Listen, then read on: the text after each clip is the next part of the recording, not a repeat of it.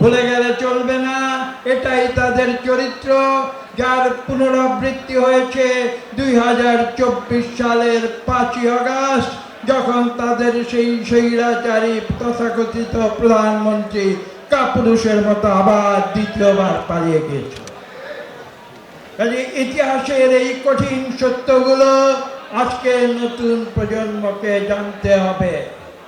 শহীদ president Zia Rahman তিনি একটি দল গঠন করেছিলেন, নাম দিয়েছিলেন বাংলাদেশ জাতীয়তাবাদী দল, যার পেছনে যে আদর্শ এবং কনসেপ্ট কাজ করেছিল তার নাম হচ্ছে বাংলাদেশি জাতীয়তাবাদ।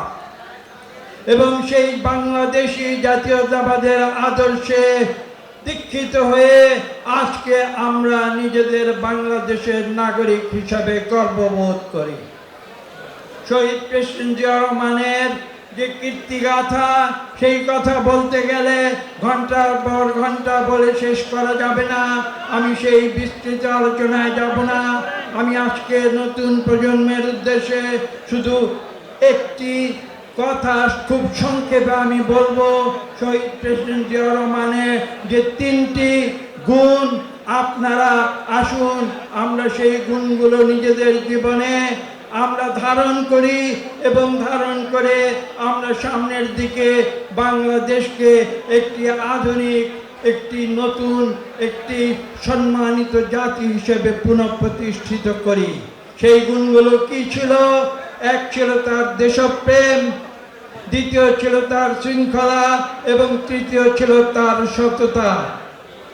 পরবর্তীতে আপনারা দেখেছেন দেশনেত্রী বেগম খালেদা জিয়া যখন আরেক সামরিক শাসক তার বিরুদ্ধে রাজপথে নেমেছিলেন 80-র দশকে, তিনি আমাদের আরেকটি গুণ, চতুর্থ যে গুণটি, সেটি তিনি শিক্ষা দিয়েছিলেন।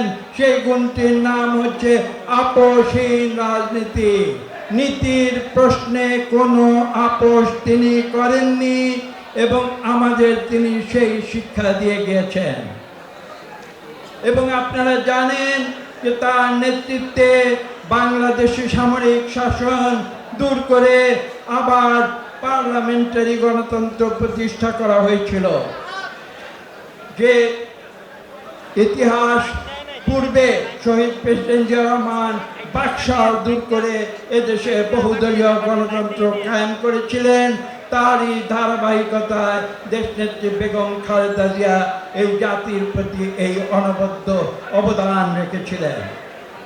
এবং ইতিহাসের ধারাবাহিকতায় বাংলাদেশ জাতীয়তাবাদী দলের যে স্বর্ণ অক্ষরে লিখিত ইতিহাস, সেই ইতিহাসের সর্বশেষ পর্যায়ের কথা বলে আমার বক্তব্য শেষ করব।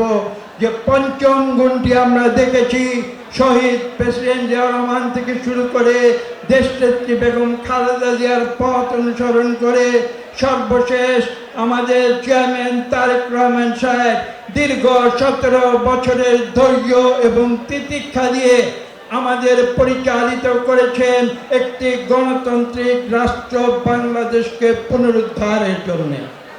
এবং তিনি তার সেই অসীম ধৈর্যের মাধ্যমে আমাদের দিক নির্দেশনা দিয়েছেন। আমরা যে পথ অনুসরণ করেছি সেই পথ অনুসরণ করে সর্বশেষ আমরা বিগত 2024 সালে স্বৈরাচারী সরকারকে ছাত্র জনতার সঙ্গে ঐক্যবদ্ধ হয়ে দূরীভূত করে আমরা এদেশে গণতন্ত্র ফিরিয়ে আনার পথ উন্মুক্ত করেছি। আমি আজকে তাই আপনাদের বলবো, এই 5টি গুণ আপনারা অনুসরণ করুন।